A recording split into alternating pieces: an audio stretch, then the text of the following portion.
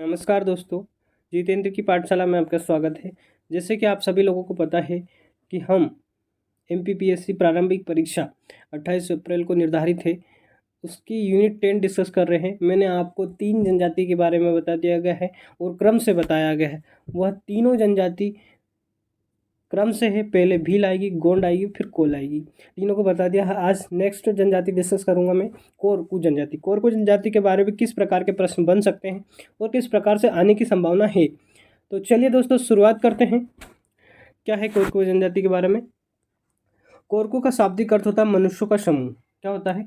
मनुष्यों का समूह। यहाँ प्रोटोस्टरेट वर्ग की द्रविड़ जनजाति है और कोरकू मुंडा कोलेरियन परिवार की शाखा है। और ये कोरकू मुख्य रूप से निमाड़, होशंगाबाद, बैतूल जिले में निवास करती है। उसे कोरकू ढाना कहते हैं। क्या कहते हैं? ढाना कहते हैं। आपको याद रखना। जिनके पास जमीन जायदाद वे राज कोरकू कहलाते और शेष पोथरिया कहलाते। साधारण कोरकू का रंग काला, आंखें काली, नाक चौड़ी, नथनी फूले हुए, इस प्रकार से देखने को मिलता है। कुछ स्त्रियों का नाक नक्शा सुडोल, किससे? सुडोल का होता है, लेकिन काला रंग होता है। तो आपको इस प्रकार के देखने पड़ेगा। कोरकू में एक ही गोत्र में विवाह नहीं होते हैं, तो आपको ये याद रखना है, इनमें विवाह नहीं होते। इनमें वधु मूल्य अर्थात गोनोम प्रथा प्रचलित है। निम्न मुख्य रूप से कुछ विवाह है इसमें। चिथोड़ा, आपने अभी तक नहीं सुना होगा। चिथोड़ा प्रथा, चिथोड़ा वर पक्ष की ओर से मध्यस्थ होते हैं। ये संख्या में 2 होते हैं जिन्हें 5 लोग चुनते हैं। तो ऐसा देखना, ये विवाह प्रथा है एक चिथोड़ा। लमझाना प्रथा, राजी बाजी व प्रेम विवाह, इस प्रकार के विवाह है। तो आपको ये विवाह याद रखने हैं। तलाक, कोरकू में तलाक एक सामान्य बात है। एक गृहस्थ स्त्री के चाल चलन खराब होने पर पति उसे छोड़ सकता है। यह या पत्नी असंतुष्ट होने पर मन चाहे दूसरे पुरुष के जबरन खुशी से घुस जा सकती है। कोरकू समुदाय गोत्र चिन्ह टोटम से बंधा होता है। किससे बना होता है? टोटम से बंधा।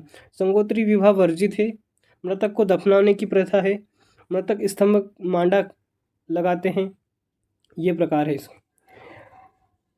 पडियार और भूमुका कोरकू में अति सम्मानित व्यक्ति होते हैं। उनका भौगोलिक क्षेत्र देखिए। कोरकू छिंदवाड़ा, बैतूल, हरदा, खंडवा, होशंगाबाद जिलों में पाई जाती है। तो आपको ये याद रखनी है। शारीरिक विशेषता आपको याद रखने की जरूरत नहीं है। कोरकू को अपने गांव या निवास स्थान पर बसते हैं।